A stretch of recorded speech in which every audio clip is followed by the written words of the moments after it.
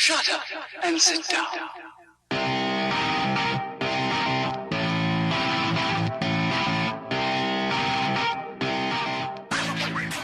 All these dialed guys are super strong beef mountains. Gonna ride my bicycle, no matter where I go. I'm gonna take it fast, I'm gonna take it slow. I'm gonna go over there, over that log and tree. I'm gonna take it to see you, I'm gonna take it to see me. What's kickin' little chicken? You are listening to the Dialed Podcast with Matt Lee Grand, Evan Price, Lance Hepler, and Jake Von During. Tip of the day from a quote by Abraham Lincoln. Give me 6 hours to chop down a tree and I will spend the first 4 sharpening the axe. It's never too soon for some good old-fashioned preparation. Can't go far on a bike with no radio star. So I strap my Walkman straight to my handlebars. Duck dipping roads with cameras and air guitars. People laugh, people holler. I don't care. This ain't fair. It's war up there with the Mustang pantyhose. It's cold out there with their mustaches. Woohoo, bikes. Hi, and welcome back to the Dial Podcast. I'm Jake Von During, and I'm here with Lance friggin' Hepler. Lance friggin' Hepler, welcome. That's it. For your listening pleasure. Welcome to our silky smooth voices for your Silka smooth voice. Silka wax chain Smoothness. smooth voices for your listening. You guys don't even have non-friction anything to drink. You're all gonna pleasure. you're gonna all have to Did share you get a new mine. sponsor that I didn't know about? Silka would be a great sponsor. They would be a good sponsor. That is a cool company. They got cool tools, cool lube, They do. and cool wax. And That's all I the know name that's been around for a long time. Yeah, Old Italian. Quality stuff, man. it is Yeah. quality stuff. Cool. To Friggin's left, Mr. Matt What's LeGrand. up, ladies and gentlemen of the internet? You guys look frickin' fantastic. Freaking fantastic. Frickin' Rocking a frickin' Waterloo? Waterloo. Yes, Napoleon, he actually developed this sparkling water formula. Oh, It's, fantastic. Lemon lime, naturally flavored. Is it only for short people? Bonaparte. It's for short people and people who aspire to be short in the future. Yes, true. That's, I fit the bill. Okay, good. I like it. All right. How you guys been? Pretty good? Fran Fan- freaking tastic. Frickin' No, tastic. Fran frickin'. Fran fickin' What's our topic? What are we going to talk about today? What on earth? The listeners want to know. Oh, wait, I don't know. That voice might be making fun of our listeners. Maybe.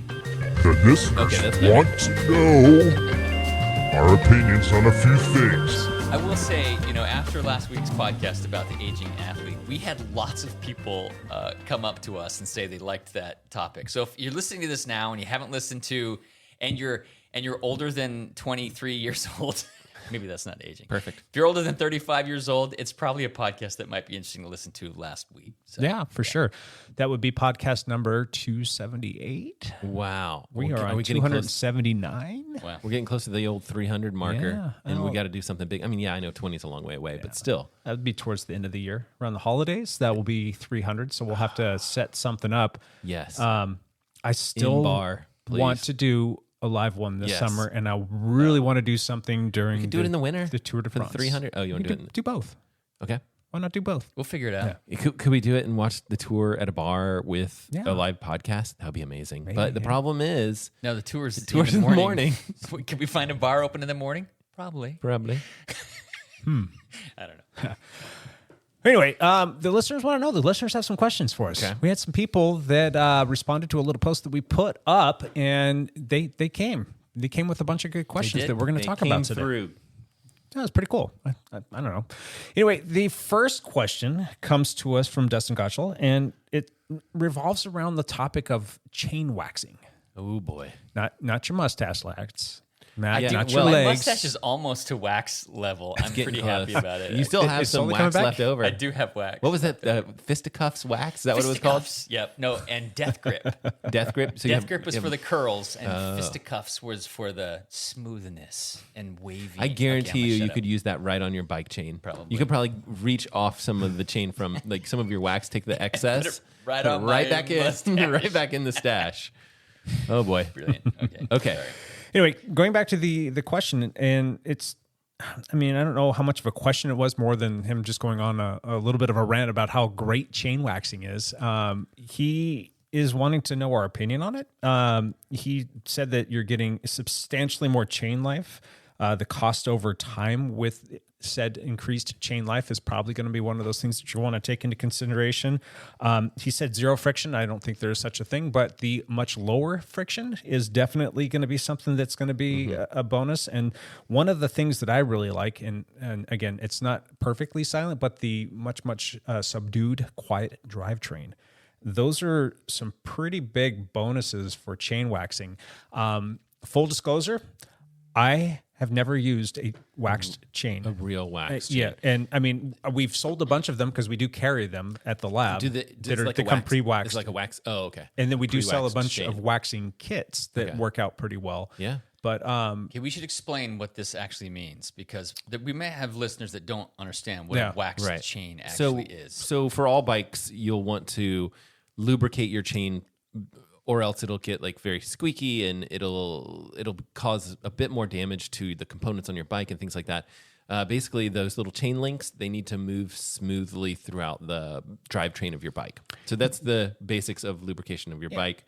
And then getting into the weeds a bit, there are lubricants and things like that that are better than others. And technically, if your drivetrain is more efficient, you're putting out less watts to do to move faster. So that's a good thing to be able to absolutely. to go for. And definitely something that you want to be doing for a myriad of reasons Yes. for performance, because it's part of that whole marginal gains. And that's something that's very inexpensive that you're going to get a good return on your investment for your time and the purchase of the lubricant that you're putting on there. So yeah, so performance and taking care of your bike. One of the other upsides to waxing your chain as well is the fact that when you use lubricants, like everybody that's used a lubricant and has touched a chain has received that little black mark that you Call get. it Cat 5 tattoo. The Cat 5 tattoo on the inner part of your calf. Wear it with pride, people. Exactly. When you wax a chain, you're not dealing with that dirty drivetrain. And that's a good thing because A, you're not getting wax everywhere, but B, that grime that can build up over the course of time is going to cause excessive wear on your, not only your chain, but your entire drivetrain.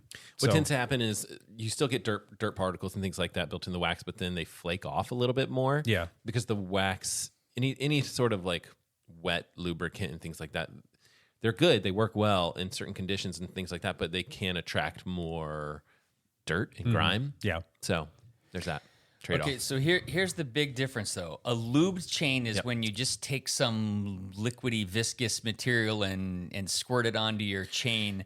You know, hopefully you're doing that once every 2 or 3 rides so that your chain is moving appropriately. A waxed chain is where you take your chain off the bike and then you strip everything off of the chain. You like Technically, you should only have to do that once, the stripping part. That's interesting. I would Strippers. think with all the You should know all about this. You only need strippers once. Yes, you should know this by now. So you This strip. is where you've been going This wrong. is where I've been going wrong. You strip everything off the chain. Yeah. Then you dry it out, and then you soak it in some type of molten wax, and then you pull your chain out of the molten wax, let it dry, knock off the excess, and reapply it to your. You can actually put it on, even with excess and stuff like that, and just spin it, and it flakes out and it makes a huge mess. Okay. I know from personal experience. Okay. So the beauty of a wax chain is that they tend to go faster. They tend to cause less friction. They tend to last longer in between applications. So am I understanding this right? Okay. So the I think the thing that people probably love the most is that they're not dirty. You reach down and you touch the chain or whatever, and it's like, it's just kind of like wax. It's not a problem. So I think that's at least my understanding of what people prefer most. I mean, yes, there are performance benefits to it. Again, like we talked about the drivetrain and how much how much wattage you can save. You could probably, in some cases, some extreme cases, save 5 watts through your drivetrain. So a free 5 watts, you can think about it that way. They'll claim different numbers and things like that, but again, like you can also go from like someone that doesn't take care of their drivetrain at all to a nice waxed, chain and everything's working perfectly. So so you can probably gain even more than that, but you can kind of think of it as a free 5 watts. I gotcha. Yeah. Okay. And it's drivetrain efficiency. And most of the waxes on the market, you can buy different kits and things like that, but most of them are paraffin based. So It's like paraffin wax. So So if you're soak making- your fingers in if you're Yes. getting your nails done or something. Not that I don't know that much about that, but I know that it's used in cooking, and so it's at the grocery store. Paraffin wax. Paraffin wax, and so it's actually dirt cheap. Like you get this can, and it's like size of a Coke can or Yeah. whatever, but thicker, like a size of a tuna can, which we talked about earlier. A number 10.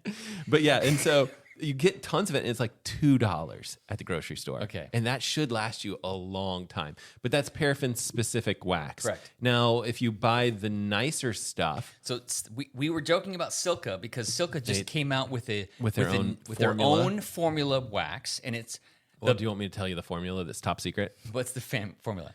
It's- Paraffin wax. It's It's paraffin based. Yeah. It's 95% paraffin wax, and then they have they add Teflon powder. So it's and- even slicker. Yeah, and they Okay. add one more thing, and I can't remember what it was. I used to know. It's Non-scale tungsten disulfide, okay. Thank you. whatever And, that is. and a bag of that wax from It's significantly Silka more is expensive. how much, Jake? $40. $40. But that's not bad Yeah. because that'll probably last you a pretty long time. They also have Could be worse. Silka also has their own stripper that they sell.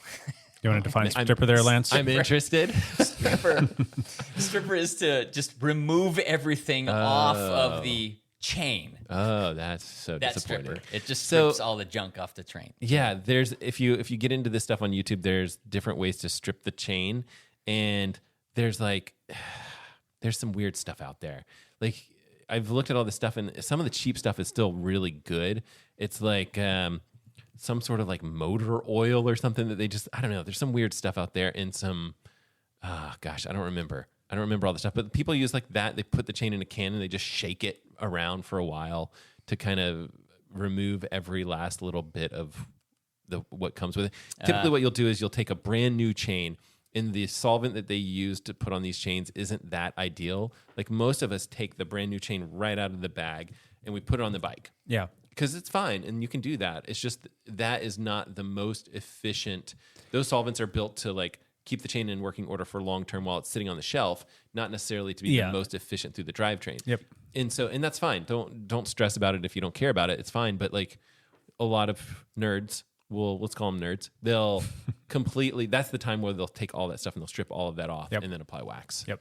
It's the very first thing I do when I get a Really? new chain is take off the stuff that comes on the with chain. it. And if you grab it with like a towel and you try and like hold it to get that to come off, it's just going to stick. It's not even going to go through. That's so tacky. And it's, again, like Matt said, it's meant to prolong the life of it while sitting on the shelf. They don't want it to wax or not wax, but they don't want it to rust.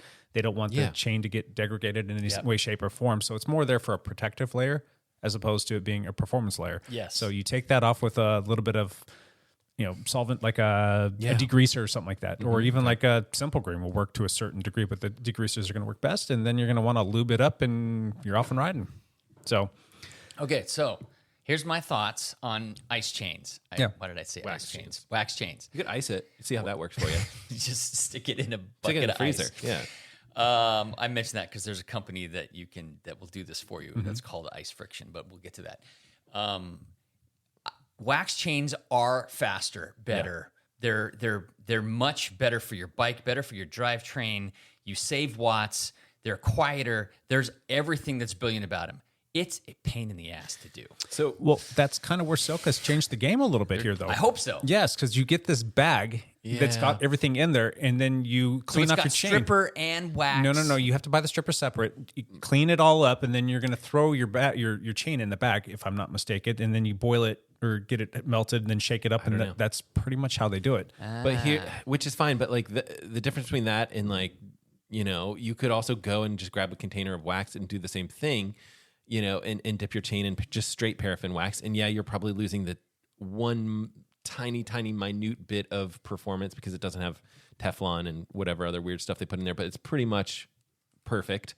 The other thing that you can do, and Lance, you might be interested in this, is you can actually buy chains that come pre-waxed. Yes. And I've done that, and I've done that I think for 2 out of the 3 Ironman races that I did. So you use it brand new on race day. Yes. And and the wax chain is good for a couple weeks. Yep. Yeah, something like that. And it's like, a big race like Ironman. I'm like, this I don't remember how much it cost. It probably cost $50 extra or $40 extra or something like that to get this wax. And what they do is they take a chain. They'll be like, all right, well, this is, Shimano, whatever. Take that chain, they'll strip it, and then they'll wax it, and then send it to you waxed and ready to go. So this company called Ice Friction that I just mentioned, you can send them a chain to have it re-iced, or you can buy chains pre-iced. I think pre-waxed. Well, call it iced if that's their branding. That's their branding. But I think you should consider that, because what's the extra $40 when you're like, hey, this is the Unbound race that I'm going to do once in a lifetime, or an Ironman race that you've been training for all year? $40 extra is not gonna break the bank. The pre-wax chains are about $150. Yeah, not cheap. Inflation, my friend. Not cheap. Not inflation. cheap. Inflation. And to have a chain re-waxed is $55. Okay. You have to send it to them. Yeah. They re-wax it and send it back. The other thing that's good about the company that I used, this is a long time ago because I don't need to worry about it anymore. But like they would actually, as part of the process, is they can. There's some things you can do to basically polish the chain in the little bit that spins. And so anything that you can do to make that more uniform and polished ends up being a little bit more performant. And this is just, this is tiny little bits of we're splitting benefit hairs here. Yeah.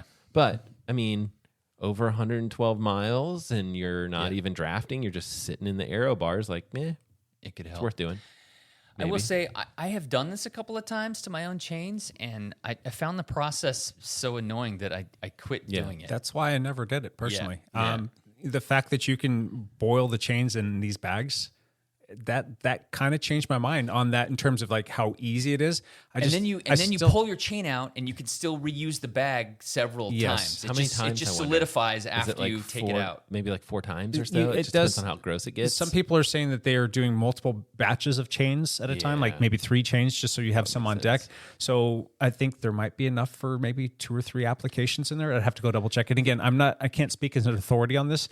Maybe we need to get the guys from Silka on the podcast to talk about this a little bit more. But if that would be amazing. Yeah, well, they've already agreed to do it. I just need to set it up. So the main guy from Silka is like Josh a superstar Putner or something like that. Yeah, he's like a superstar when it comes to marginal gains. Marginal gains, Yep. absolutely. In fact, I think he has a podcast. Yep. People should listen to it. It's decent. I haven't listened to it in a long time, but it's good, and it's called Marginal Gains, maybe, or something like that. When you do these rounds of chains, you still need to hang them to dry. It almost still needs like a little, like you have a space in your garage. You could do this probably. And I have like 5 bikes in rotation. Yeah. So I have a lot of chains that I could be doing this, all at once, especially because it's not like just sticking lube on your chain, which takes 15 seconds. This is it takes a little bit more time, but it's just one of those things. Like I personally just don't have the time to even just like go out there and investigate doing. Like I barely have enough time to get myself ready and off to a ride, let alone like, all right, let's take the next hour or two to play with chains. So, but I do think that it's probably worth it. And now that they've kind of made this a little bit easier, it's probably worth trying. I mean, here's another thing that they're saying though. You're going to get 25K out of your chain life, which is what, roughly 100,000 miles. I don't understand how that's feasible though, or how that's even plausible, given the fact that your chain 25,000 kilometers. 25,000 kilometers. That's what it says on the out website. Out of a wax chain. Out of a wax chain. It has to be re-waxed. Potential. No, not re-waxed. I think the chain itself will last. Okay, thank you. A chain typically is going to stretch, and I don't see this keeping it from stretching. I could see the wear components, like the rollers in there. If you're wearing those things out and they're, it's from like all the crap that gets on your chain, like the dirt and the grime and all that. Yeah. I could see that being a definite upside. If you're just out soft pedaling around, maybe your chain's not going to stretch around, so maybe you can get 25K out of it. But given the way that we like to ride and get after it, the chains are going to stretch. Now, granted, the SRAM chains are going to last a lot longer than the Shimano chains, but you're still going to get that torsional stretch, and that's where you start to notice them shifting poorly. So, I don't know. What are your thoughts on that? I don't know. I wouldn't expect you to get. Don't buy it. I would tell people, like, don't buy it for that reason. I think you buy it for the reason that your chain just it's smooth and it doesn't get gunked up as much. I don't think you would want to say like I wouldn't even say don't expect to double your chain life. I anywhere from 3,500 to 5,000 miles out of a SRAM chain. So that's fantastic compared to what I was getting with the Duration Ultegra chains that I was using before. Which is great, but doesn't SRAM have like a rule against reusing the master link piece? They do. This is true. They want you to replace it every single time, and that's another $3 or $4 if you're going to take it off and re-wax it. Here's your thing: like if you're waxing, that's the plan. Is like you pull this off, and you're going to hang it to dry and all this stuff. It's like you kind of want to use those same master links over. I don't know. Do you guys reuse it, or do you guys use a new one each time? The few times that I've reused a master link, I've busted it. Not like in a race situation. Do you think it's because that chain is thinner? Maybe. It's got more metal across the top, but it's thinner. It has to do with the way that it snaps in place, and I think what ends up happening is like once you unsnap it, it will wear that bit, and then you're subject to it either failing or becoming unattached, and then your chain drops. So you just changed out the master every time. Yeah, full disclosure, I have reused a chain link a few times. I still have never broke a SRAM chain. I generally, though, as a rule of thumb, will put a new one on there, but I'm not taking off my chain unless I'm replacing it. I don't take it off to clean it, like do a deep clean on it. Yeah, I don't ever do Probably that should, but I think if you're going to be doing that every 2-3 months, it's not that big of a deal to spend a few dollars on a new master link. Just get that peace of mind, knowing that you're not going to break that. I don't want to be cheap guy and all of a sudden be in the middle of like a big race or in a sketchy situation or wherever where I need my chain to perform and all of a sudden it snaps. I don't want that to happen. Yeah. And it's never pleasant when you break a chain either. No. Usually it happens under a lot of load, and if you're like out of the saddle sprinting and it busts on you, you could go down. That's what happened to me. It was in a mountain bike race, and I was putting in this huge effort to get around a guy early in the race, and my master link just exploded. And race over. Yeah.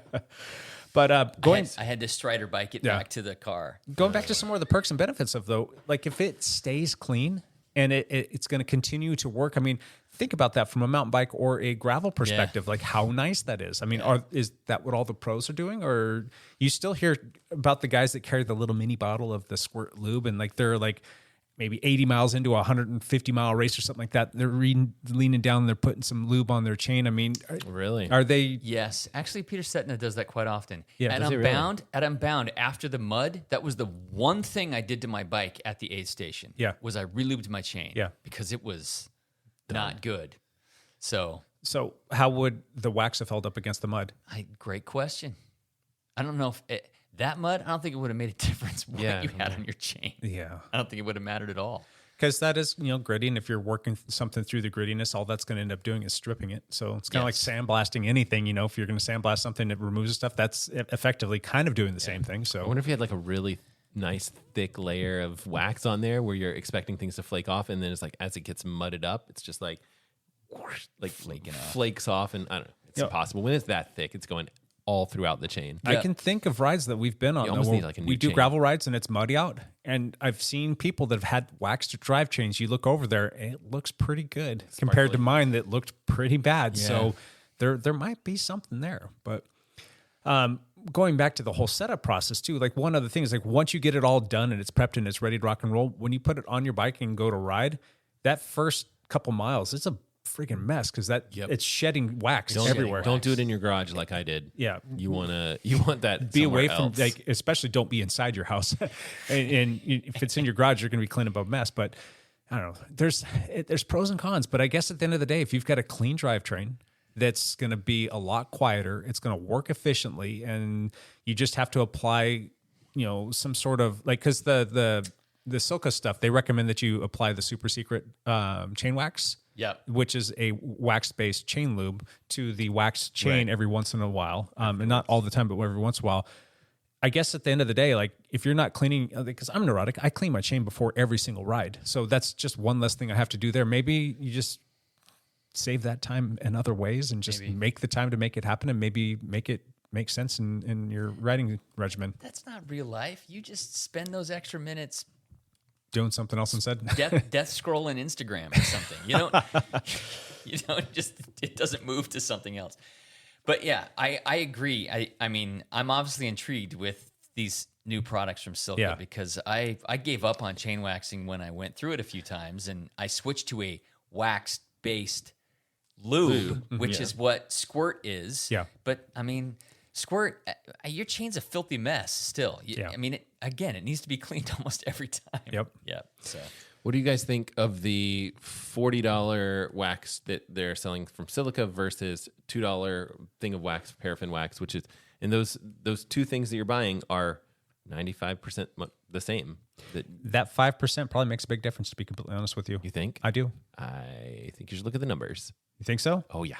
Did you already do a Yes. little scroll on that? No. But I mean, I've seen these numbers in the past. It's Interesting. With the paraffin wax that you buy from the store, grocery store. it's really good. But you need like a crock pot that you can dedicate to You do. the wax. That's what typically people do. They buy a little crock pot from Amazon for $20, and they're like, this is not going to be used for cooking. It's only for wax, and yeah. it sits in the corner of your garage, and you plug it in when it's time to wax things.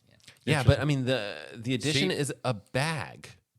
It's just a bag, right? Like that's what they're selling here. Yeah. Well, they're selling. I'm not saying that it's not great. Yeah, I'm just saying like I might use that for big races, and I might use the regular paraffin wax for everything else. Yeah, I think they're just trying to sell something that's little all easier. one-stop shop. It's all right there. You just toss your chain in and you melt it and mix it up and do all of your fun things to it, and then you're off and running again. I think they're trying to sell the simplicity of that and the fact that it's not quite as messy and you don't have to go out and buy another thing. And but people are not super price sensitive, right? I mean, for a lot of bike stuff, yeah. $2 versus $40 is a big price difference. it is, and if you're looking to do it on a budget, that's definitely That's the way to something go do. for sure. I don't know. I just like the fact that just doesn't make as much of a mess. Granted, I could probably take that same paraffin wax and go find a bag that might be boil safe that you can use to cook vegetables in or something like that. Yeah. Do it a different way. Maybe $2 plus a $2 bag and you're off and running. Don't know. Bob's your uncle, right? I don't know, but then you got to boil this somewhere. Are you doing all this in your kitchen? Yep. Where else do you do it? On your But camp if it's- stove does with an open Does your flame? wife love it when you're waxing chains in the Waxing kitchen? chain. But if it's in You a got to do that when she's sealed not around. Ziploc Don't do it when bag. she's around. Wait till she's gone. That's what I would do. All right. I So hope she doesn't listen to this podcast. maybe we need to They get don't like us that much. the Soka boys on here to give us That would some be little further That would be education. lovely. We'll hit them with the hard questions.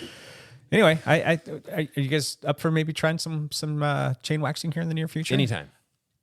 No, I'm going to give my chains to Dustin and have him do it for me. There you go. Well, I'm sure he doesn't mind me sharing this information, but Dustin did say that the Silka chain stripper or the chain strip wax, whatever prep system, whatever. His final quote on that was, "It was the best thing since my vasectomy." So, which I laughed out loud and almost fell off my chair. But where did he have his vasectomy done? Because I want to know. I don't know. Okay. I think he's talking about the. Never mind. I digress. Methanated spirits, I think, is what a lot of people use to strip their chains. They've had good luck with that. Interesting. There are different. I mean, there's lots of different ways to do it, right? But Gotcha. All right, let's jump into the next question, and this is kind of a hybrid question that two different people posted up there, and it kind of feeds into the same thing. And this was from David Barna and from Matthew Procompus, and it was talking about group sets. And the first one, part one of this question was SRAM came out with their Apex AXS, which is a electronic shifting group set from SRAM, and he's wanting to know, is SRAM diluting itself by having 4 different electronic shifting group sets? the answer is yes. Move on. Next question. They've effectively gone away from all things mechanical. Pretty much. And it probably makes a lot of sense for them. So what they're going to do is distinguish their group sets on like weight. Yeah. Which, again, it makes sense because you are spending more time machining parts if you're going to reduce weight, right? Like that's the mechanical sales, whatever, the engineering part of it. And that's why it would sell for more. Yep. Maybe better materials. I don't know. But a lot of people are going to be like, yeah, weight's not that big of a deal.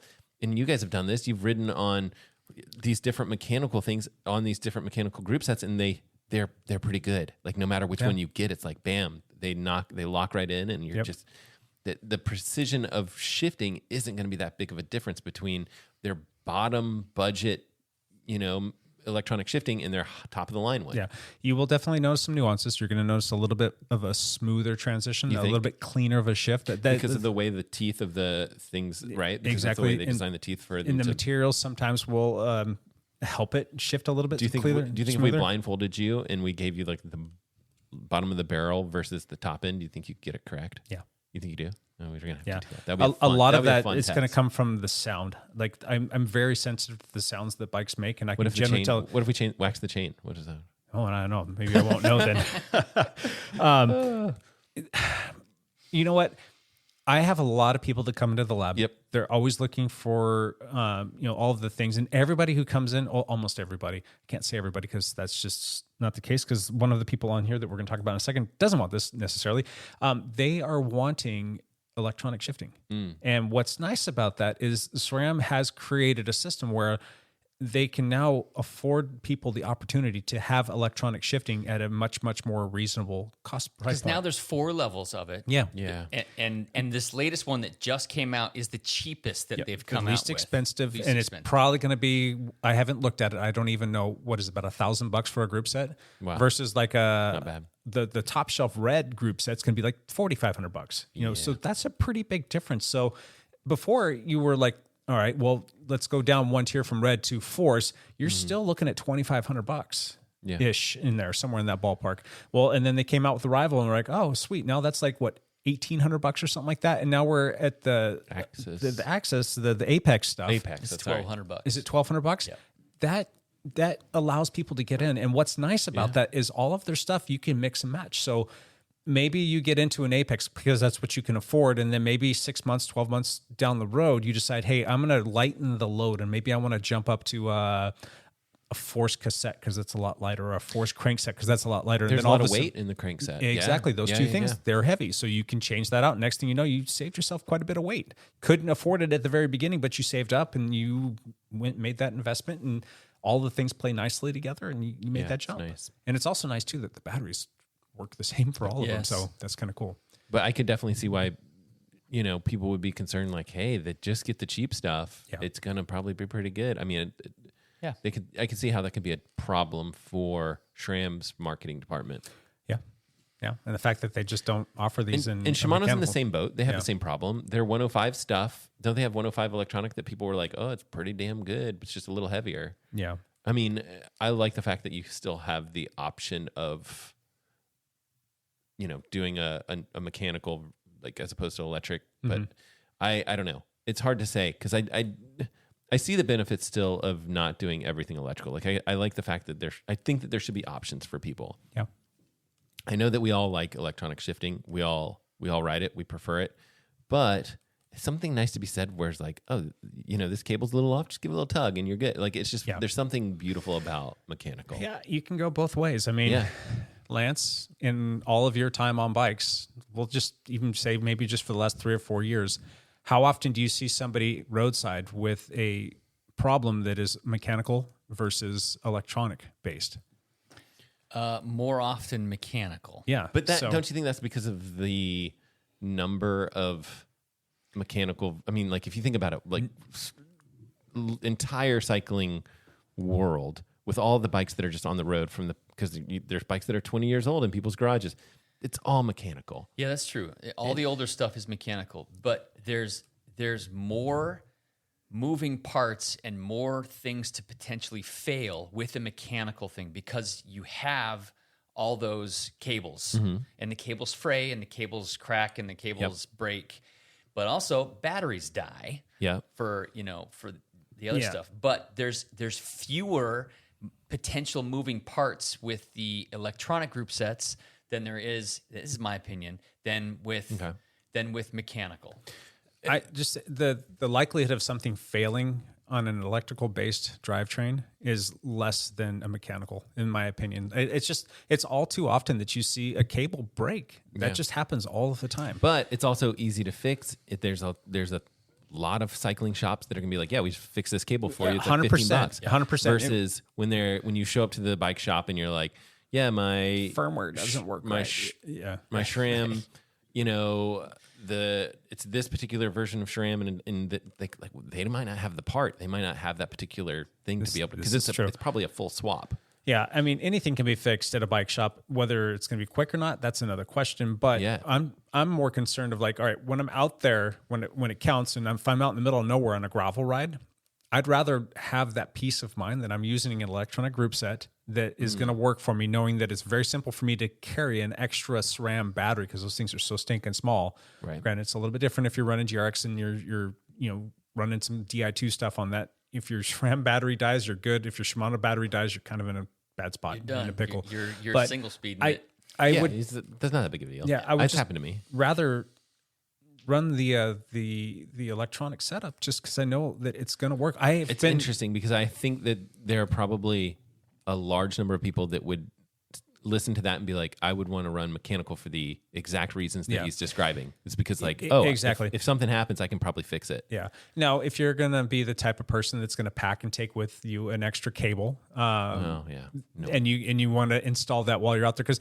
like Lance, when you're out in the middle of nowhere doing a gravel ride, how often is it that it's smooth sailing to get home, easy, no climbs, and you're not going to be stuck in like your big huge gears that are going to hardly ever is it like completely smooth sailing. Yeah. So when you break a cable on your, say, rear derailleur, your bike is going to default to the hardest gear. Correct. You're going to be in that big gear right there, and you're going to be screwed. Like, you're going to be walking up hills. Yeah, you can coast downhill or go fast downhill, but as soon as you hit another hill, you're done, unless you're able to change your cable out there. Yeah. Now, you can adjust your rear derailleur. You could start messing with the limit screws, and you could pull the cable and tie it off. I mean, there's weird stuff you can do. That's assuming that you know what you're doing, but you can do some other things that can help you get home.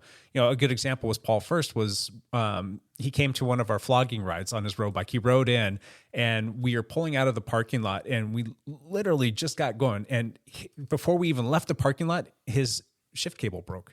And so nobody knew this either. And what was funny is like we all kept riding, and then like, where's Paul at? And I don't know, maybe one person did know, but long story short, what he did was he just tied off the cable, and then he adjusted the limit screws, and he pretty much he had his front and rear derailleur, but he just found one gear up front that was going to work and just locked it in. And he actually ended up catching us by the regroup spot, and he rode the rest of the ride, and he was just fine. Now, if he was stuck in his biggest gear, he's going to be screwed. Yeah, but he knew how to make that change and make the adjustment on the fly. It wasn't ideal, but he basically rode it wasn't a single speed, but it was a 2x that he was going to be able to shift, and he made it work. Here's a completely anecdotal example as well that happened at Unbound. I was on a SRAM Axis, and David Barna, our teammate, was on mechanical Shimano. Yeah. And the mud was, it just destroyed tons of people's drivetrains. Lots of people ended up like breaking things and changing to single speed. David's front derailleur quit working in the mud at mile, what was that? Oh yeah, it was 15. 15? Ouch. Jeez. Did he ride the rest of the race? In his small chain ring. Really? Yes. So I don't actually know if that's exactly where it broke, but his front derailleur quit working at some point because it was just so gummed with mud. It just would not shift anymore. Yeah.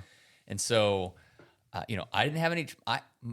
My SRAM Axis did fantastic. Yeah. Even in the mud, and his did not make it, and it was Shimano. Well, and this is another point that we can kind of segue into is like the service of an electronic group set is far easier, and it's far less prone to having issues. Like, it just shifts. It knows where it needs to be. Now, if you fall and you bend your derailleur hanger, if you fall and your front derailleur gets like kind of pushed in or something like that and needs to be realigned, you have to realign that. You have to fix those things. But if you keep your bike in good working order, you don't crash it and take care of it, the process of needing to get it tuned is far less. And maybe still take it in for your once a year tune up, or if you're your own mechanic, you're going to check that kind of stuff every now and then. And it's just a matter of listening. If it's not shifting exactly perfect, it's just a quick, simple thing that you can make an adjustment to. But I think it's a lot easier to A, keep the bike maintained, and B, in situations like what Lance was talking about, like when you're riding in really crappy stuff, you're not having to worry about the gunk and the grime and all that other stuff working its way up into the cable housing that's going to cause it to shift extremely poorly. And then you're going to be like beating your head against the wall, figuring, I can't figure out how to fix this thing. It's just getting stuck here. It's not doing that.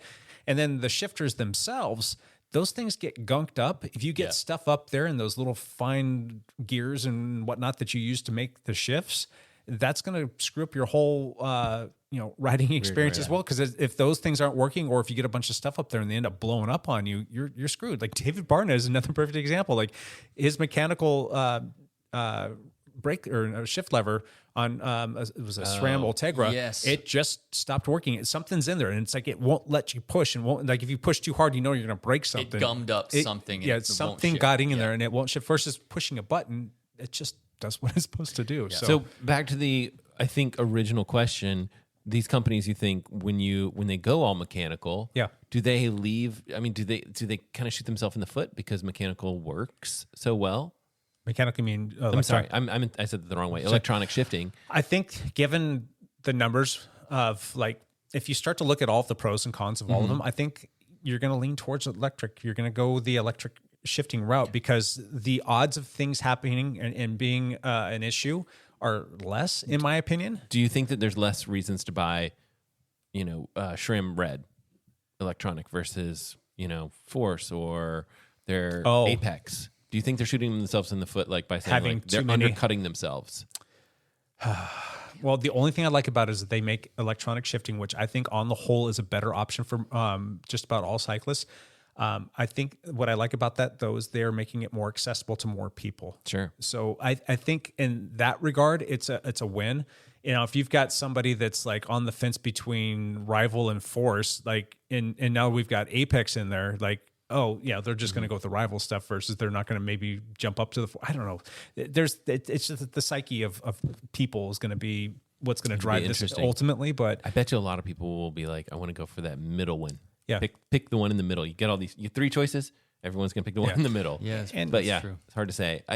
I'm very interested in the, like, is this going to do damage to these companies and their profit line? Because you've got to imagine that. Well, first of all, I think a lot of times electronic shifting, even at the baseline, is going to be more expensive than mechanical. But are their profits going to take a hit because like people are going to be buying less red when they know that Apex is just as good but weighs a little bit more?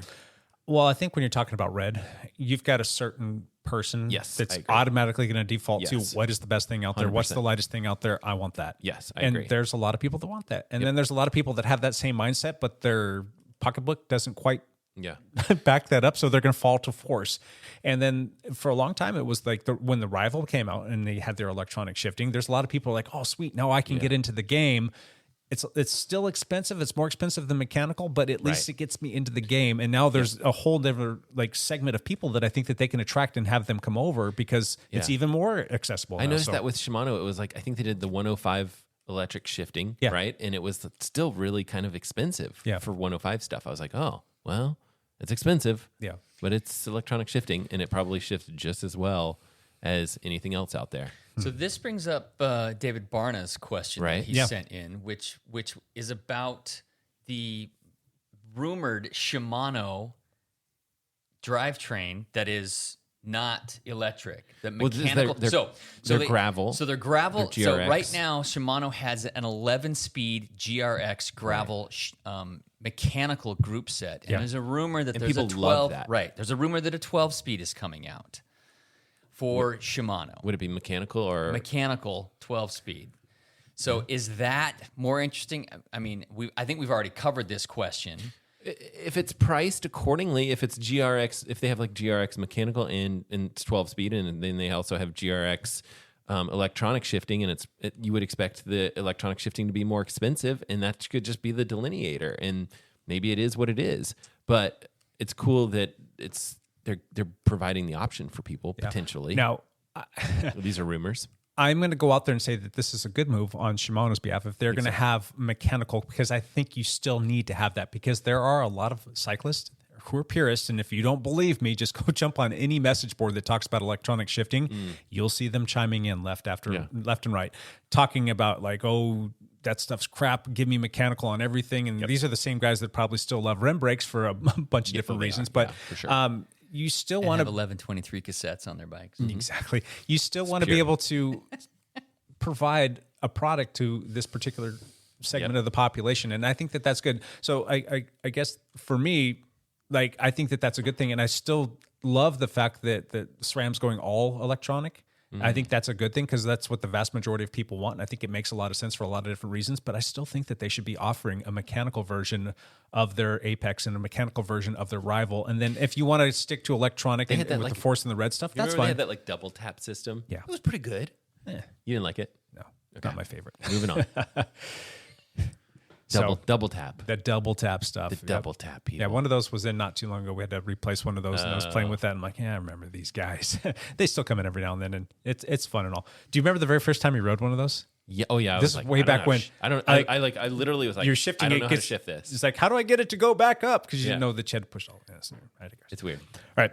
So, what are your guys' thoughts on that, though? I mean, what are you thinking about the mechanical 12-speed Shimano stuff? I'm not going back to mechanical on anything. Yeah. And the 100% reason is it's simpler, cleaner, easier to maintain, works better, lighter, works better, easier to adjust. I don't know if it's necessarily lighter, but okay, well, it's true. It's not lighter. It's marginal, but like the crispness of it. Yeah, yep, 100%. Yep. I know Matt's a big, huge proponent of electronic shifting is great. I love it. I use it, and I don't think I would go for something new. But at the same time, it's like if I'm going to get a used bike from Lance and it's mechanical, I'm not going to stress about it. Yeah, I'm at that point. I'm looking for a budget bike or whatever it is, or a good bike that's functional. And you get what you get sometimes. Yeah. So what we've been talking about here is pretty much 100% for road and gravel bikes. Mm-hmm. Let's just like jump off that train real quick and talk about mountain bikes. Lance recently started riding a new Scott Spark, in which he has absolutely fallen in love with, from what he said. Oh. And before that, he was riding a BMC 4-stroke, which was very well equipped, but it was 100% mechanical. Yes. The Spark is electronic shifting, axis shifting, and it's got the new. It's not axis. It's the transmission. It was axis. Now it's transmission. So you've got to play with both of those. Any chance in hell that you're ever going to even consider going back to anything mechanical on the mountain bike side of things? No. Yeah. None. There's a huge difference there if you ask me, but yeah. Yeah. I mean, it is. It shifts so much better. Yeah. That transmission system just and the transmission, so good. Dude, I wish every one of my bikes had the transmission on it. That's how much I like it. That's what I hope too, is that they're going to take that and it's going to be hard to move it to road, but like that's what we want. It's moved to gravel. Yeah. There are some gravel frames that do have a universal derailleur hanger that does allow it to there's a hang up with that though still. They don't offer a big enough chain ring to make it make correct. sense. Up front. Yeah, so your gearing ratios are going to be a little off. What's the biggest they have is a 38. Yeah. Yeah, and like I'm personally running a 46 up front, so is Lance. I'm running a 46. Keegan Swenson ran a 48 at Unbound. Oh wow. Yeah. So he's got more when you're talking about than us. Yeah. Like your standard just gravel cruiser guy, that might be just fine because a lot of bikes do come equipped with a 38 on there. But for the guy that's wanting to race and the guy that's wanting to get a little bit more speed out of the bike, especially in the flats and the descents, you need that bigger chain ring. But on my mountain bike, I mean, oh my gosh, money. It's money. Yeah. Okay, I stopped in Moab on my way back from the east, and I rode an area that, I rode some trails that had 6,000 or 7,000 people who have done these Strava segments, and with that smooth shifting, I rode a very like rugged, bouncy, windy, tricky trail, and I got top 10 on the trail. But part of that's my fitness. Part of it is this bike just like it's efficient. It's just efficient. Yep. I just didn't lose speed dude, it was Don't blame it on the bike. It's all bike. you. It's all you. It's the bike. All right, let's move on to the next question. Scott Troutman posted, best upgrades if you can't afford a new bike. Wheels Wheels are so expensive. How about they are expensive. Aero helmet? Go pointy helmet or go home, people. I could just see Scott Troutman riding a pointy helmet right now. Well, they do make more Aero helmets that aren't socks. Arrows, trip socks, those things, man. They're cheap for what you get. You get like a couple watts and they're free. $30. $30 for those socks. For like Aero socks. How many watts is it, do you think? It's like 8. It's pretty good. So wax your chain. There you go. But over like 2 hours with up. like 8-watt difference, that's 40 seconds. Shave your legs. Upgrade your It's legs. Some simple things. We all know that watts per kilogram are going to play a big difference maker when it comes to how well you climb. And at the end of the day, I mean, a lot of that's going to come from you personally. So if you're carrying a few extra pounds, go lose some weight. But on the bike itself, you can trim some weight and it doesn't have to be super expensive. Things that weigh a lot that you can definitely go out there and not spend a ton of money on: your handlebars, your stem, your seat post. Those things are all going to kind of weigh in there and get to be a little bit chunky heavy. You can be selective of what you carry in your saddlebag. If you've got, if you're like me and you carry everything in the kitchen sink and you got video cameras and stuff, that's not good. It's not efficient. What about, what was I going to ask you? You have done the water pack on the back, right? Yeah. The like camelback kind of style. Yeah, I'm using an Uswe pack. And that's efficient. That's more efficient than a whole bunch of, bottles on your frame. And especially people that put water bottles on the sides of their forks. Yeah. That's not pretty. Yeah, definitely. No one does that that's racing. The pack is more aerodynamic than a third bottle anywhere. Yeah. The bottles on your seat tube are supposedly going to make your bike a little bit more aerodynamic, at least from what I've seen or heard or read. If your choices are those two spots, Yeah. it's the seat tube because it basically you're getting like the wind gets wide around your Well, your bike's, but from what I've read, it's more aerodynamic to have it in there than to not have any water bottle at all. I don't think that's correct. I don't know. I think it is. I'll look it up. So we'll see. This weekend's race, it was a 4-hour race for me, and I had 2 bottles and the pack, and I didn't stop at all. That's anywhere. good. Yeah. Yeah. Yeah, I mean that's huge. If you think about efficiency through aid stations, there's lots of savings to be had there. Yeah. So let's start a few different scenarios on this one real quick before we move on, because there's so many different ways that you can break this one down. I think at the end of the day, it's really going to be specific to the person and the bike that they're riding, because if you've got a bike that's running like 10-speed Ultegra or whatever from 10 years ago, you're going to be limited in terms of like your upgrades that you can do, and that bike's probably going to be rim brake, and you're going to have to like kind of play that game versus a person that maybe bought a bike just like 3 years ago that's maybe an alloy heavy 105 group set on it, or something in that range. I mean, it all comes down to like the individual and like seeing what they have to see where the upgrades might be. Yeah. But another little spot maybe like tires. I think a tires then would be some spot where you could be like, you can choose the gator skin tires, or there's other tires that are maybe a slightly more efficient. And that could be a place where you can spend a little bit of money and get a lot of gain. And there's a few other ways to look at this too. Like, is it just like you want a new bike just because you want a new bike, and maybe your bike works just fine, but sometimes there's just little things that you can do to your bike to make it feel new to you. Like that's true. A new chain makes a huge difference. Put some fresh bar tape on. There's some new tires. That makes it roll nice, and it gets you excited to go out there and ride it. So a carbon seat post if you don't have one. Yeah, that's going to soften up the ride a little bit more compliant and lighter. So there's a lot of little things that you can do to a bike that way, and getting a nice fresh tune, or maybe learning how to do that too on your bike is a good way to get you invigorated to go out there and ride more. If you still have a rim brake bike, I guarantee you could find some fantastic, lighter, more aerodynamic wheels on the secondary market. Oh yeah, I need to sell some. That could be a good upgrade because people are selling their rim brake stuff. I have like 2 sets of wheels that are like race wheels that I need to get rid of. That stuff out there is super cheap. That's a good call, Lance. That's a good call. Secondary market for lightweight wheels, they're crazy expensive if you're going to buy them new, but you could probably find yourself a $2,000 pair of wheels for just a couple $100 these days. If they're rim brake, for sure. Be careful, buyer beware. Make sure that you're checking all of the wear dipples on those to make sure that you're not buying somebody else's problem. Make sure that they're true. Make sure that the spokes aren't stuck. Make sure that the bearings aren't bad. I mean, there's a lot of little things, and if you're listening to this and you're not local and you can't come by the lab for us to check out these wheels before you buy them, go to your local bike shop and maybe have them do a quick inspection on them and give them their professional opinion. You can always pay them for that, and they can. And everyone wins there. Yeah, exactly.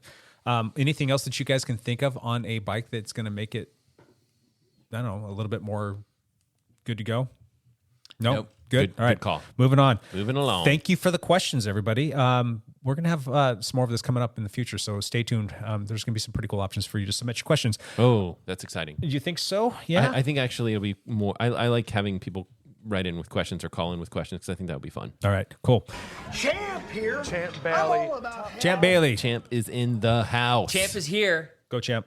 Not a whole lot happened since we spoke on Friday, 3 days ago. What's interesting is this is starting to be this like dead zone before the tour. Yeah, so the Tour de Suisse wrapped up, Yep. and it's like the last big-ish stage Tune-up race race, yeah. before the Tour de France starts. And, we talked about the mess that happened there with the death of the Swiss rider, which was a bummer. A lot of people ended up dropping out on that race as well, but Still, there were still other races to go. I really don't have a whole lot to share.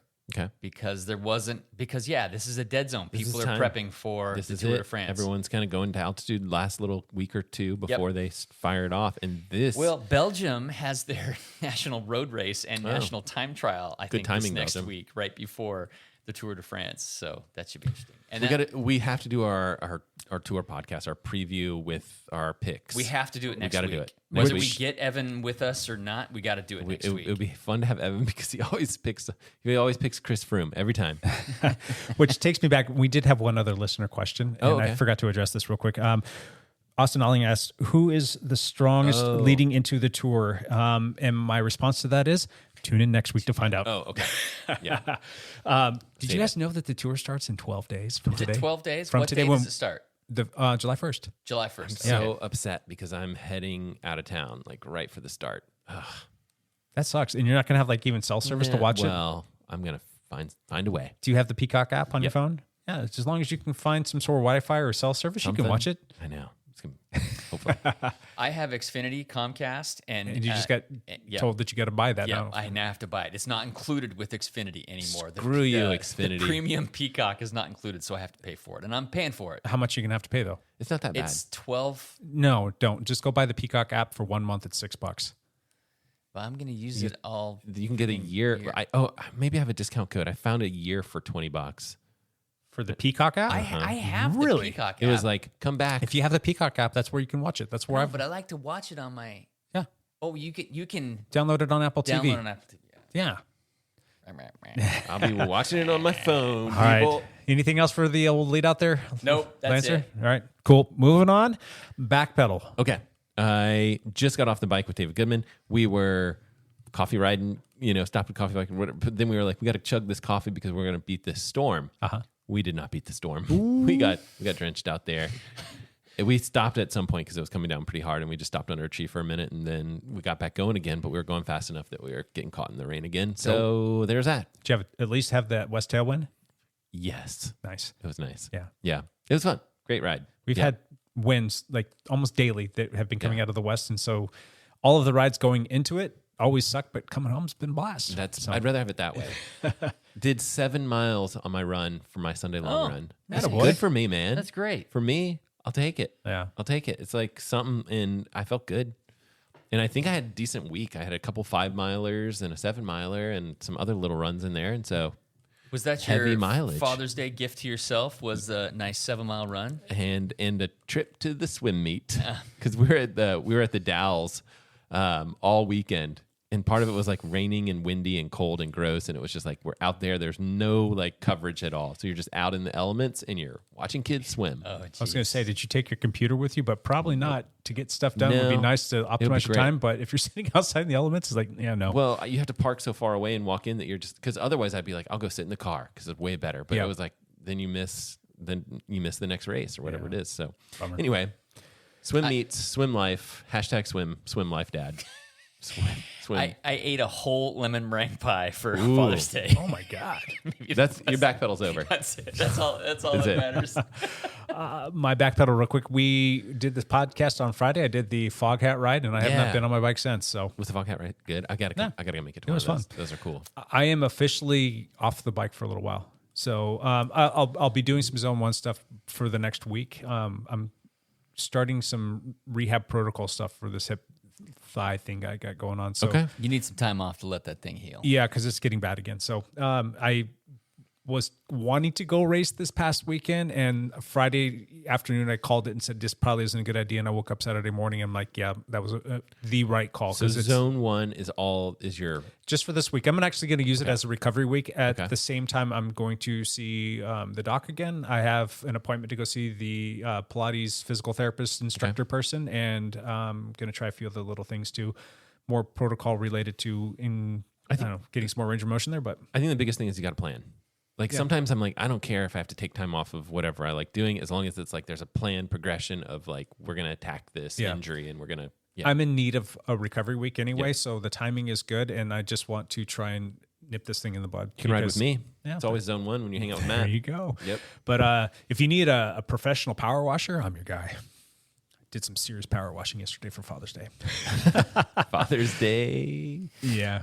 Working around the house. Lance Hepler, you raced your bike this weekend. I did. We talked about the Ashes to Glory Gravel State Championships for the state of Oregon. Was there a lot of Dude, I glory? had so much FOMO from that. Was it more on the Ashes side or was it glory? I have no idea why it's called Ashes to Glory. It's because it's in the Central Oregon dead volcano zone. I don't know. They have plenty of fires there. Maybe. Or it's like referring to your race. You're either Ashes. I was Ashes. Yes. Okay. That's what we want to hear about. Yeah. So finally, this year I had a suck race. Things did not go well for me, and I really shouldn't be surprised. I have been kind of rolling pretty Push it to hard the limit. for months. Yeah. So. The race was rough. Yeah, it was roughly 62 miles and like 6,500 feet of climbing is what my Garmin. That's a So it kind was of a a sweet lot. spot for you, though. Well, it's a little too much climbing for me. Okay. And because it was the state championships, a lot of people Heavy hitters. showed up that haven't been doing gravel races, and Okay. so. We all started together, all the different age groups, which was great. We had a few teammates out there. We started with one like 3-ish mile climb and then a big long bombing descent, until like mile 30. And then there was a couple of really long climbs as well. Did those get pretty pitchy, the climbs? The one longish gravel climb, it had a section that was like 1.5 miles over like 11%. Oofed. Yeah, so that was a lot, and it was on loose gravel, so Okay. it was not easy, and it was 40 miles into the race. It was that split things up. So yeah, so I didn't fare all that well. It's good to see you have a bad race. Yeah. You can't win everything. It was about mile 6 where I knew all the people in my age group, Yeah. and I saw 5 of them just right away from me. And I'm like, oh, I'm not staying with those guys. There's no chance of me staying with those guys. So, of course, I ripped the descent, which was a blast. I ended up with a listener to the podcast, Freddie Mills, who lives in Bend, and we ended up being able to, he descends really well as well. And You guys had fun. We had a blast. And then we traded poles for several miles to try to stay away, but eventually I got caught by my 2 teammates, Ian Gibson and David Barnett. You almost broke those guys. I almost broke those guys. David went up the road from me because on this big 9.5 mile climb, I just could not stay with him. But Ian stayed with me, and at that point, we were halfway through the race, and I knew that Ian was probably still vying for the win or for the podium, and my race was gone. So for the last half of the race, I was Super Ian's boy. domestique. Yeah, You're super domestique. I was just Ian's boy. I just like. He sat on my wheel for a lot of miles. I made sure that he started to kind of lose it on one of the like tops of one of the climbs, and there was a lot of yelling at him to stay with me. Good job. And he did. He was able to stay with me, and so Ian ended up making. He ended up second in the 60 plus. What was the division. gap between him and the winner? It was actually like 12 minutes. There was some guy that was just gone. Some Hutch's Dental guy. Oh, really? Hutch's Bend. Was just Dental. on that day, huh? Yeah, and a guy we've never seen before. I didn't even know his name. He's a Bend guy that just hasn't gone to any gravel races, but this was the state championship. Backyard, yep. So he Yep. Good job, Ian. He showed up. Nice So- work, sir. So Ian did great. So that was fun to help him out. I was happy to be a part of that. And we also helped the lead woman, the person who won the women's race outright. Gotcha. She was able to stay with us too, and she was happy to be with us too. I think her name's Christy Cutter or something like that. So Sweet. it was fun. Sweet. That was it. Then I ate a whole pie. Nice job. Good job on that pie. One last thing, Matt, go. I just posted a video and it started to do pretty well, but it's kind of slacking off a little bit. But it was I think I even mentioned this last week that I was going to be doing this, and it was the Apple Watch Ultra versus the Garmin Epix Pro. Just like, here's the new software on the Apple Watch Ultra. Here's the brand new Epix Pro from Garmin. They're brand new. They're 2 things. Let's compare them. And it's a video. It's a video, and it's on the YouTubes, and you guys should check it out. Watch it if you're interested. Nice. Yep. Oh, and I'm going to hit 20K at some point. So keep an eye out on the I mean, if you're not subscribed, jump on it. You could be my 20,000th subscriber. And if you are And the if 20th, you win something. 20,000th subscriber, reach out to us and let us know that was you. Take a screenshot of it so we can see that was actually you. Yes. And you will win How close are you? like 80 subscribers or something. It'll probably even hit before we get this podcast out then. Maybe. Yeah, actually it might. It Yeah. might be in the next day or two. so Okay. Well, if it's Wednesday when this comes out and you haven't subscribed to his channel yet and you go in there and you're the You could be the winner. 20,000th person, be the winner. You can be the winner. So what do you win? We don't know. We will give you something cool. Lance's bikes, all of them. Lance will wax your chains. All right. You will pack your chains. Send them all to Dustin. One last thing, Matt. Lance, or Matt, you're out of here, right? Matt's out of here. All right, buddy. Matt's Let's got, go drop the kids off at the pool. Matt's got business to take care of. We'll just leave it at that. It's 4:20. Matt's got to go drop the kids off the pool. I am really taking Whatever. That's all literal stuff there too. No euphemisms. No euphemisms. One last thing, Lance. I am doing the Oregon Trail gravel grinder this week. So I leave tomorrow for Central Oregon.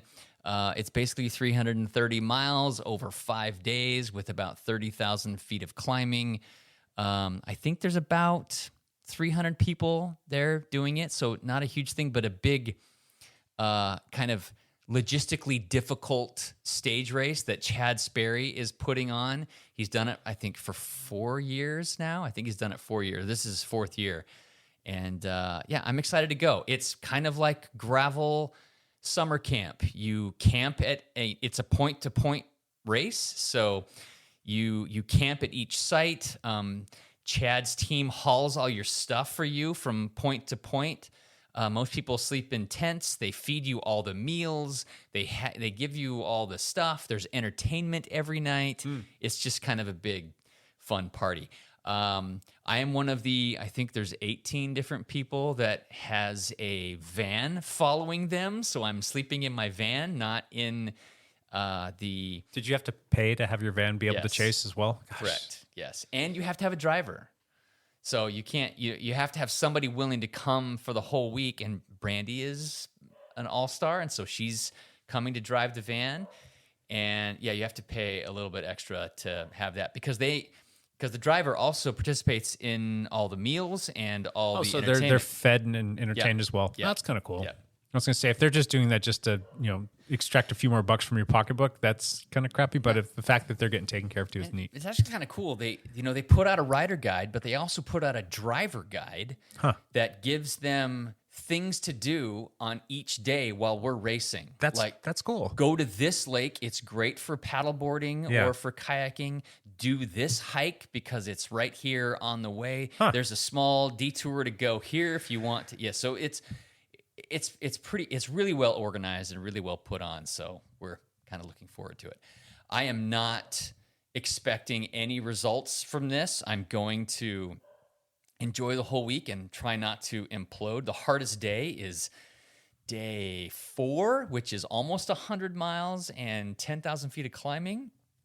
And so I will be pretty shattered at that point anyway. So I don't have any expectations as far as racing. I'm just going to have Now, fun. do they have like a stage winner every single day Yes. and then a GC Yes. kind of okay, that's cool. Are they doing awards for people every Yes. single day? So they're doing it right. Yeah.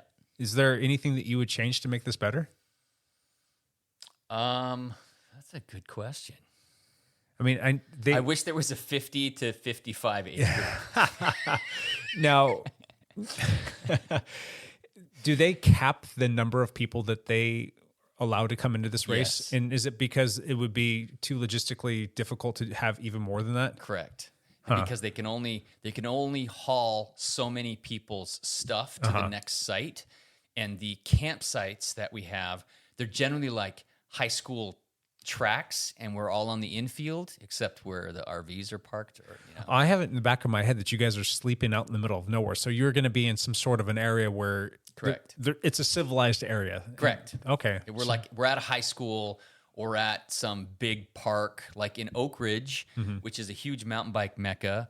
We actually stay there 2 nights because one of the stage the next day is time trial format. Oh, this is interesting.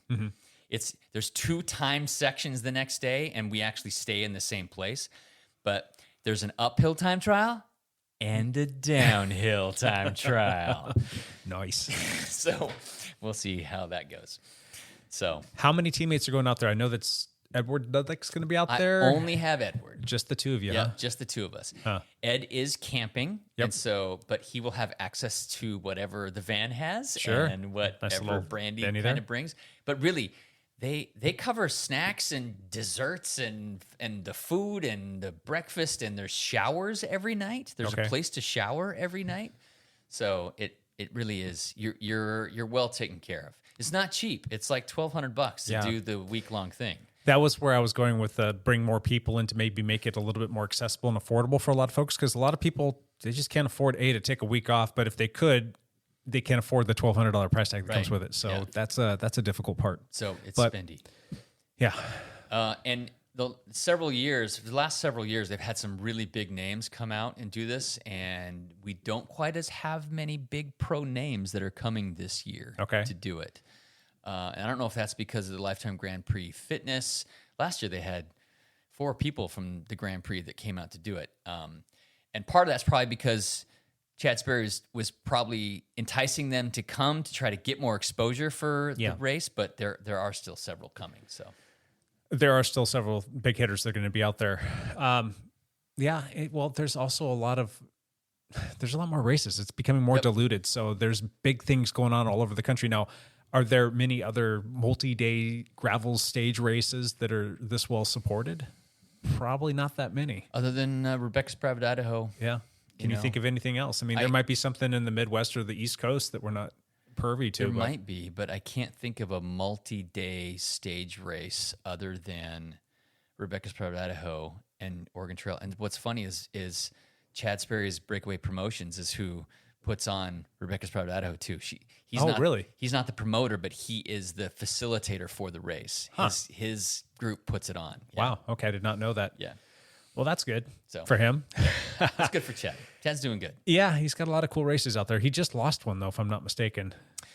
That was Mike Ripley's. Is it Ripley? Wait, I thought it was Breakaway no, wait. Promotions. It's Ochoco. Yeah. The gravel. Yeah, they there's lost- they didn't get the permit for it. So they had to. They have to cancel it the whole thing. entirely. Yeah, that's a bummer. Yeah, it's a bummer. Awesome.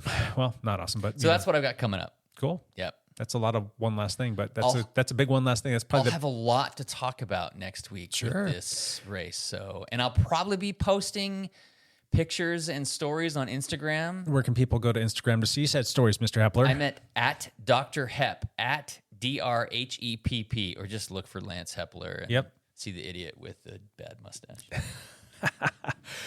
Lance is going to be doing all of the riding, and my one last thing is, again, I'm not doing any of the riding really. I'm going to probably be sitting on a trainer. I'm probably going to be doing some easy rides outside for the next week or so, just to kind of give my body some time to recover and get this thing nailed down.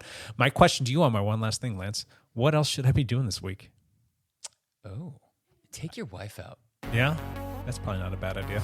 Did she pay you to say that? No. Not a bad idea. Maybe I'll wax my chain. Maybe wax Chains. your chain. Yes. Pull yeah, some chains off and wax them.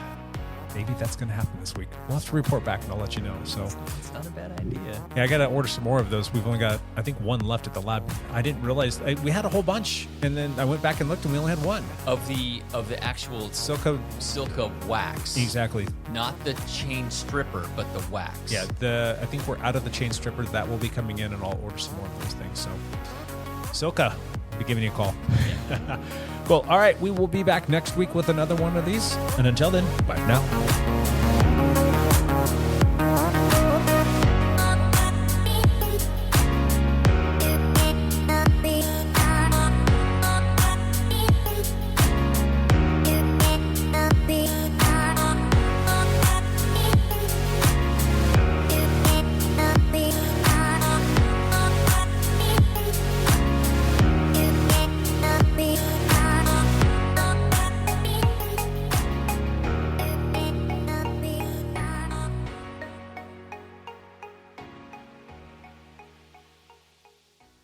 How are you guys sounding? How are the airwaves looking? It's good. I'm interested. Like your waveforms always look different. They look small, don't they? Well, They're petite. They shoot It's how downward. you use them, Jake. Not everybody can be long and strong. I mean, Again, he's a grower, not a shower. again, it's the thickness, not the It may be small, but it's as thick as a soup like can. a tuna can. can of tuna. I'm right there with you. Right? Stay on target. We're too close. Stay on target.